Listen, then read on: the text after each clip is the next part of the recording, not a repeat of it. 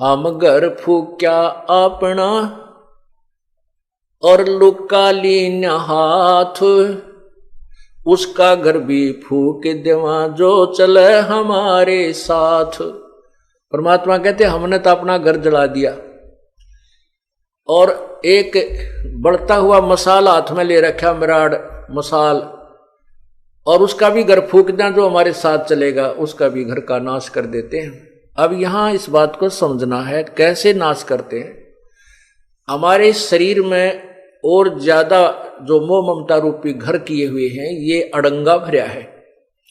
कहते हैं जो हमने तो अपना ये घर साफ कर लिया, फूक फाक दिया, इसके अंदर जो कबाड़ भरा था, और उसका घर भी फूक दिया जो हमारे साथ, अर्थात हमारा पंथी होगा, हमारा हम सफर होगा, हमारे अनुसार जो चलेगा, उसका भी ये सारा कुबाड़, उसके घर के अंदर का सारा गंद जला देंगे।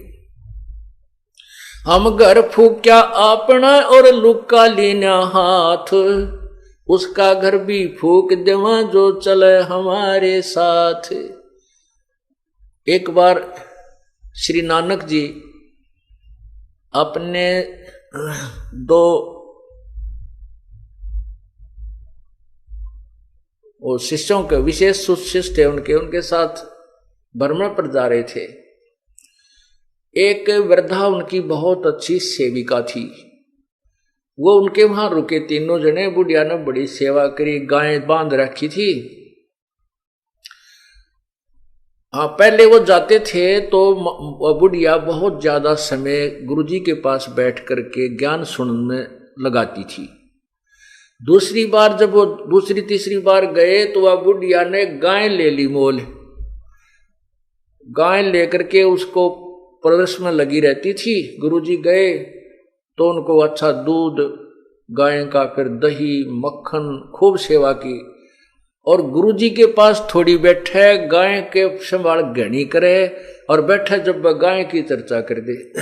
गुरुजी गाय बहुत अच्छी है, इतना दूध देती है, ये तो 2 महीने पहले भी, 1 महीना पहले दूध देना बंद करती है, फिर तुरंत ब्याह जाती है। अब फिर क्या कहती है परमात्मा, जब गुरुजी चलने लगे, सुबह नो बोले भगवान करे बुढ़िया तेरी गांव मरियो। बोले भाई ये गांव मरियो, ये आशीर्वाद दे दिया कि परमात्मा रब करे तेरी गांव मरियो। अब बुढ़िया भी गुरुजी के मुंह का ना देखे, भाई यूं के कया, गुरुजी ने अच्छी सेवा करी, दूध पियाया, घी खवाया, गाय कर, ये मरियो।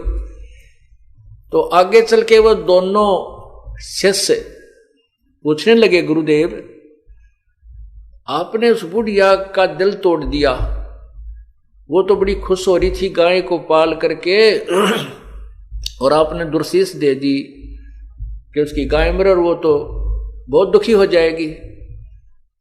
तो गुरुजी बोले भाई फिर बताऊंगा इस प्रश्न का उत्तर, अभी मैं कुछ नहीं दे सकता। अब वह तीसरे दिन गाय मर गई, बीमार होकर गाय मर गई। बुढ़िया 2-4 दिन तक दुख पाई, फिर वह फुर्सत होगी तो पहले तो वो नित्यनेम सुबह का जो गुटका भी ना कर पावा थी, उस गाय मुर्जी पुर्ज रह जाती, दिन मरण के रह रहे थोड़े, कति बूढ़ा पावर कोडी कोडी चालर गां के चिपटी रही थी, भजन ना करे थी। तो फिर वह बुढ़िया ने, वो भजन का समय खूब मिल गया, अपना अच्छा भजन करे, सुबह शाम दोपहर दिन में भी उलगी सी होगी। फिर गुरुजी आए 2-1 महीना के बाद। अब उन चेलों को ये हो रही बुढ़िया जाते बोगरा मारेगी भारत, तू खड़ा आ गया, मेरी गांव मरगी, आशीर्वाद दुर्शाशीष दे के गए थे। तो जाते ही बुढ़िया ने बड़ी सेवा करी, खाट बिछाई, बैठाए गुरुदेव को। तब परमात्मा गुरुजी ने पूछा कि बुढ़िया सुना कुछ भजन सिमरन ठीक बन रहा है, बिलाजी मौज होगी, और आपका जो वचन फल गया वो गां मरगी, वह गां ना मरा होता मैं मरूं। अर्थात मैं अधूरी जाती, मेरी भक्ति नहीं बनती प्रभु, वह गां की मृत्यु होने से, और मुझे भजन का समय मिल गया, आपने मेरे ऊपर बड़ा रहम किया।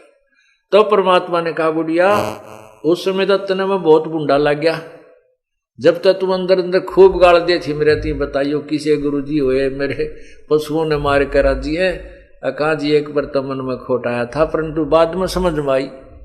तब परमात्मा उस गुरुदेव ने बताया श्री नानक जी ने कि बुढ़िया ये काल का जाल है, ईब तेरा कौन सा पहलवान बनने का समय है, अपने 2 रोटी खा लो की सूखी भजन करे, बताई दूध मत के काटेगी के दही न फूकेगी, टाइम तेरा थोड़ा सा रह रहा है, भक्ति तू कर नहीं रही थी, सारा दिन गांव की चर्चा चल रही थी, इससे के चक्कर में रह थी, मैं भी तेरे पास डटा तो तूने सारा दिन में तो जो है ना 10% मेरी बात सुनी, 90% तू अपने झंझट में फंस रही थी।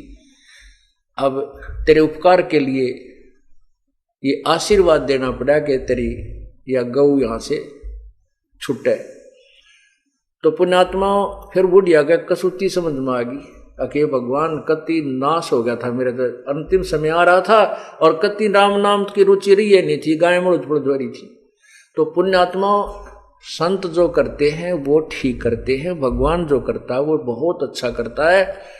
उसके लिए क्या बताते हैं कि कोट जन्म तन भर मत होगे, कुछ ना हाथ लगा रे, कुकर सुकर खरबा बोरे कौआ हंस वगारे, कोटि जन्म तू राजा की न मिटी न मन की आशा, और भिक्षक होकर दर दर घूम लिया, ये मिला ना निर्गुण रासा। इंद्र कुबेर इसकी पदवी ब्रह्मा वरुण धर्मराया, और विष्णुनाथ के लोक को जाके फिर भी उल्टा आया।